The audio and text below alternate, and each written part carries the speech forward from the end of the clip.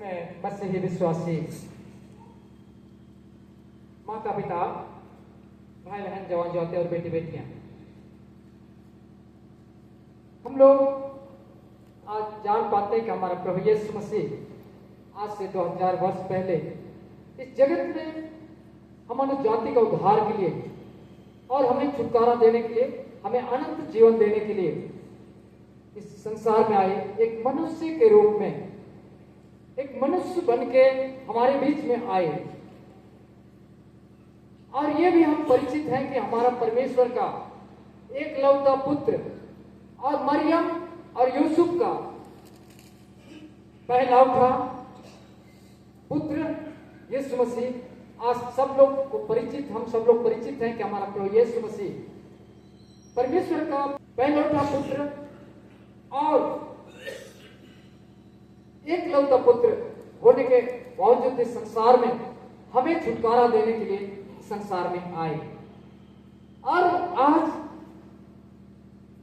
कृष्ण प्रिय वह मनुष्य जाति के रूप में जब इस संसार में आए थे,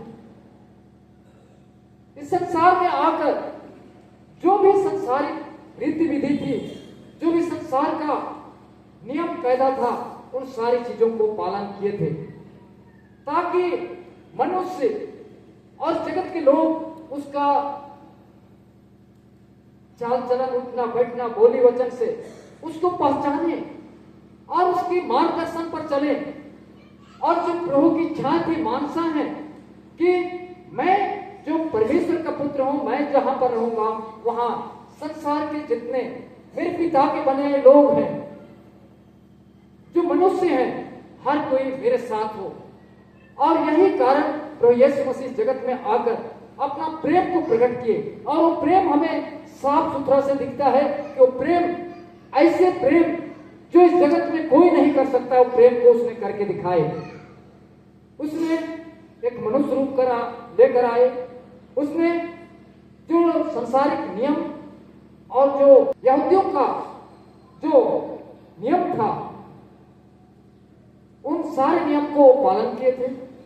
और कृष्ण प्रिय हमारा प्रभु यीशु मसीह अपने आप को ऐसे प्रकट किए कि हम जैसे मनुष्य हैं ऐसे वो दिखे और हम उसके साथ घुल मिल जाए और उसके साथ हम उसके बताए हुए मार्ग पर चले। अगर कोई अलग रूप होता, अलग तरह से होते तो शायद लोग नहीं पहचान पाते। इसलिए परमेश्वर ने उनको, जैसे हम मनुष्य जाति हैं, ऐसे ही वह मनुष्य के रूप में संसार में भेजे।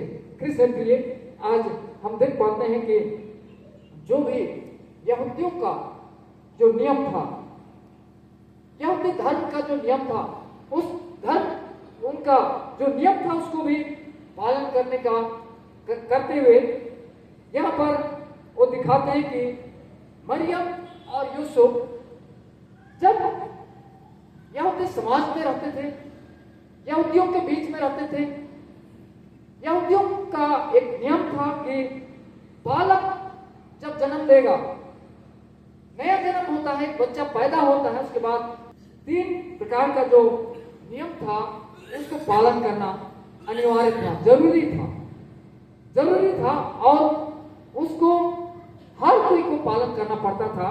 तो यहाँ पर हम देख पाते हैं कि आज के वचन में कि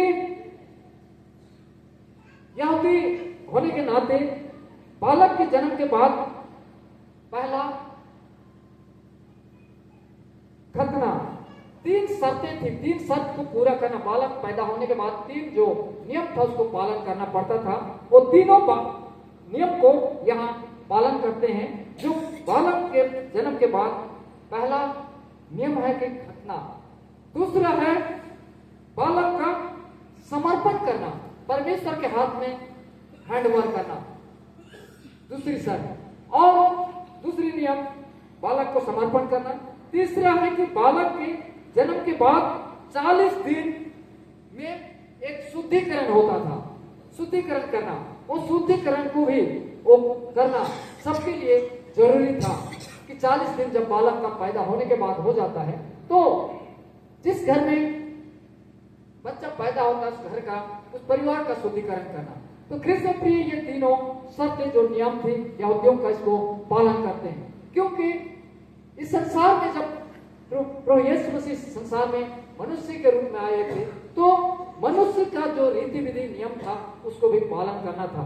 कृष्ण प्रिय आज हम यहाँ पर आज का उपदेश वचन में हम देख पाते हैं कि यहाँ पर जो दो जो वृद्ध लोग थे, ये जो उम्र काफी उम्र चले गया था, जो एक समान करके व्यक्ति नाम और वो काफी बुजुर्ग उम्रदार व्यक्ति थे, लेकिन वो परमेश्वर यीशु मसीह का जो आगमन की बातों को और उसका आना और उसकी वो आने के बाद में उसके लिए क्या दुख उठाना होगा, क्या कष्ट होगा और क्या क्या बातें होगी, उन सारी बातों को वह प्रकट करता है और वह यीशु मसीह के बारे में इस बातों को मरियम के पास और यूसुफ के पास वो बताते हैं। और यहाँ हम देख पाते हैं कि उसका पिता और उसकी माता इन बातों से जो उसके विषय में कही जाती थी आश्चर्य करते थे, जो यीशु मसीह के बारे में जो भी बातें कही जाती थी और उन सारी बातों को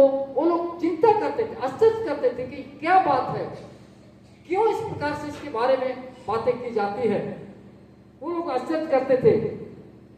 समाज में उनको आशीष देकर उसकी माता मरियम से कहा, देख वह तो इस्राएल में बहुतों के गिरने और उठाने के लिए और एक ऐसा चिन्ह होने के लिए ठहराया गया है। इस्राएल के बीच में गिरने और उठाने के लिए एक ऐसा चिन्ह ठहराया गया है। वो समाज को ढाढ़स देता है, मरियम को, यूसुफ को, और ये बातें होना जरूरी है और ये बातें होगी जिससे बहुत लोगों को ये बात होने के कारण से ये सारी बात फैलने के कारण से लोग को समझने का एक अवसर होगा। ऐसे करके इन बातों को समाज के पास समझाते हैं। कृष्ण प्रिय हम नीचे जब देखते हैं कि जिसके विरोध में बातें की जाएगी और उसके विरोध में भी बातें की जाएगी, यीशु मसीह के विरोध में भी बातें की जाएगी, ये सब होना अनिवार्य है ताकि सारे वाद विवाद जब होगा तो लोगों को समझ में आएगा कि परमेश्वर का पुत्र है। हम नीचे देखते हैं कि एक अशेर के गोत्र 36 में अशेर के गोत्र में से हन्ना नामक फनूएल की बेटी एक भविष्यवक्ता थी। वह बहुत बूढ़ी थी और विवाह होने के बाद 7 वर्ष अपने पति के साथ रह पाई। हम देखते हैं कि हन्ना नामक एक बहुत बुजुर्ग महिला थी जो 84 साल उम्र हो चुका था उसका, और वह सिर्फ अपने पति के साथ सिर्फ 7 वर्ष जीवन व्यतीत करने पाई थी और 7 वर्ष के बाद वह विधवा हो गई। उसका पति इस जगत में नहीं रहे, लेकिन हम उनके जीवन के बारे में देखते हैं कि वह हर दिन उपवास करती थी, आराधना करती थी, परमेश्वर के भवन में जाकर परमेश्वर की महिमा करती थी। वो परमेश्वर का आराधना और उसकी महिमा करना कभी नहीं छोड़ती थी। हम नीचे हम देख पाते हैं तो यहाँ हमें मिलता है 37 में वह 84 वर्ष से विधवा थी और मंदिर को नहीं छोड़ती थी, पर उपवास और प्रार्थना करके रात दिन उपवास किया करते थे। 84 साल की उम्र हम सोच सकते हैं बहुत बुजुर्ग थी, लेकिन वो परमेश्वर का भवन में जाना नहीं छोड़ती थी, परमेश्वर का आराधना करना और उपवास करना नहीं छोड़ती थी। लेकिन आज कृष्ण प्रिय उसका जीवन से आज उस हन्ना का जीवन से हमें अपने आप को हमारे अंदर एक प्रश्न खड़ा होता है, सवाल खड़ा होता है कि हमारा जीवन कैसे, हम तो हट्टे कट्टे हैं, हमारा शरीर में ताकत है, हमारा शरीर में बल है, खून है, बावजूद भी हम कई छोटी छोटी बातों को हम बहाना लगा लेते हैं कि आज मेरा ठंड है तो आज मेरा पैर में थोड़ा दर्द हो रहा है, मेरा सिर में थोड़ा दर्द है, मुझे थोड़ा बेचैनी है। हम लोग कई छोटी छोटी बातों को बहाना करके हम लोग परमेश्वर की आराधना आने से हम कतरते हैं। लेकिन आज हम 84 साल के बुजुर्ग महिला के बारे में जीवन हम देख पाते हैं। वो कभी आराधना जाना नहीं छोड़ती थी, उपवास करती थी, परमेश्वर की महिमा करती थी। हम लोग इसके जीवन को देख पाते हैं।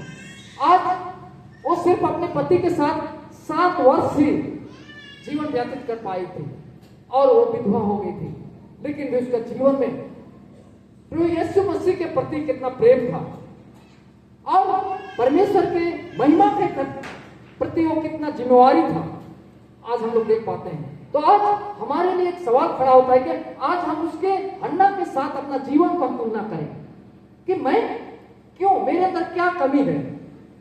आज हम लोग अपने आप में हम पूछें कि मेरे अंदर ये क्या कमियां हैं जो मैं परमेश्वर से दूर चले जाता हूं, दूर चले जाती हूं, जो मैं बहाना कर लेती हूं, बहाना कर लेता हूं। आज मुझे कितना जरूरी है, जब एक बुजुर्ग औरत हन्ना जब 84 साल में भी वो परमेश्वर के भवन में जाना नहीं छोड़ी, तो मुझे कैसे होना चाहिए।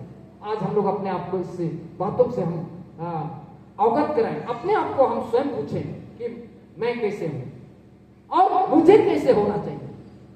जो आज परमेश्वर ने हमें जीवतों के बीच में रखा है, जो परमेश्वर का एक मानसा और एक इच्छा यही है कि मेरा पुत्र प्रभु यीशु मसीह का महिमा करे, हम उसके संगति में रहें। आज हमारा संगति प्रभु के साथ कैसे है, हमारा जीवन प्रभु में कैसे है।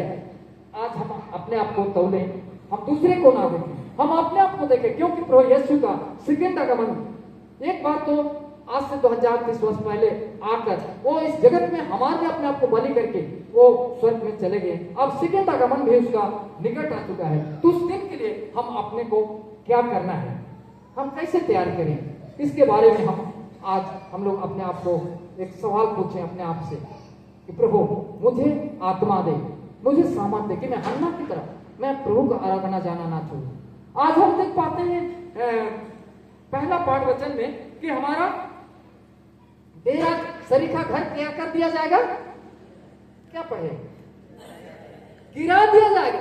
ये शरीर जो आज हमारा है ये एक डेरा सरीखा घर है, ये शरीर गिरा दिया जाएगा और परमेश्वर के द्वारा हमारे लिए स्वर्ग में एक भवन तैयार किया गया हो। कैसे है, चिरस्थायी है। क्या है, चिरस्थायी, कभी खत्म होने वाला नहीं है। ये डेरा सरीखा घर हमारा ढह जाएगा, ये गिर जाएगा, ये मिट्टी में मिल जाएगा, ये राख हो जाएगा, लेकिन ये जो परमेश्वर अपने प्रभु यीशु मसीह के द्वारा वो मुर्दों में से जीवित कर स्वर्ग में गया और क्या कहा, मैं तुम्हारे लिए एक जगह तैयार करने के लिए, घर तैयार करने के लिए जाता हूं, और जब जगह तैयार करूंगा फिर देने के लिए आऊंगा। वायदा एकदम पक्का वायदा, उसमें कोई टाल मटोल एक बिंदु भी होने वाला नहीं है, एकदम 101% है। मैं जगह तैयार करूंगा और मैं लेने के लिए आऊंगा। तुम प्रार्थना और विश्वास में बने रहना, और आने की तैयारी उसकी हो चुकी है। उस दिन के लिए आज हम लोग को हन्ना की तरह क्या करना है, उपवास, प्रार्थना, विश्वास में हम लोग को क्या करना है, बने रहना है। तब यीशु मसीह जब आएंगे अपने प्रधान स्वर्गदूतों के साथ बड़ी धूम मचाते हुए आएंगे। अभी हम लोग क्रिसमस मनाए, बड़ी खुशी की बात है, बड़ी धूमधाम के साथ मनाए। ये जो हम जो धूमधाम मनाते हैं, इससे बड़ा धूमधाम के साथ उस दिन अपने प्रधान स्वर्गदूतों के साथ आएंगे, तुरियां बाजी जाएगी, नरसिंगे फूके जाएंगे, और उस दिन बड़ी धूमधाम के साथ प्रभु यीशु मसीह इस जगत में हमें ले जाने के लिए आएंगे। तो उस दिन के लिए आज हम लोग तैयार करेंगे, अपने आप को तैयार करें और हम लोग प्रभु की महिमा करना ना छोड़ें, उसके संगति में रहना कभी ना छोड़ें। जहां भी प्रभु का संगति होती है, महिमा की बातें होती है, वहां हम अपने आप को उपस्थित करके अपने मन को हम तैयार करें। हम यहाँ पर देख पाते हैं कि चार वचन में, और हम इस डेरे में रहते हुए बोझ से दबे कराहते रहते हैं, क्योंकि हम उतारना नहीं चाहते। जब हम इस संसार में रहते हैं, इस डेरा सरीखा घर में, हम बोझ से कई चिंता और बोझ से हम कराहते रहते हैं, और उसको फिर भी हम उतारना नहीं चाहते। हम और जीना चाहते हैं, और जीना चाहते हैं, कोई मरना नहीं चाहते इस दुनिया में। जबकि दुनिया में दुख भरा संसार है, फिर भी और जिए और जिए। जबकि हमारे परमेश्वर ने जो चिरस्थायी घर बनाया है, उसमें ना तो दुख है, ना भूख है, ना प्यास है, ना तो धूप है, ना छाया है। ऐसे स्थान पर जाने से कितना आनंद होगा, कितना खुशी होगा, और वो कभी खत्म होने वाला नहीं है। तो उस स्थान के लिए हम प्रिय अपने आप को तैयार करें, हम हन्ना की तरह अपना जीवन को तैयार करें। प्रभु यीशु मसीह का जन्म दिवस हम लोग मना चुके हैं, वो आए, उसका हम खुशी इजहार किए हैं कि प्रभु यीशु मसीह हमें बचाने के लिए संसार में आए। 25 तारीख को हम लोग उसका खुशी का इजहार मनाए, बर्थडे मनाए। अब हम उसका दोबारे आने का इंतजार के लिए हम अपने आप को तैयार करें और प्रभु के लिए हम अपने आप को समर्पित करें। तो परमेश्वर आज के से छोटे प्रवचन पर बहुत ऐसे आशीष दे। आमीन।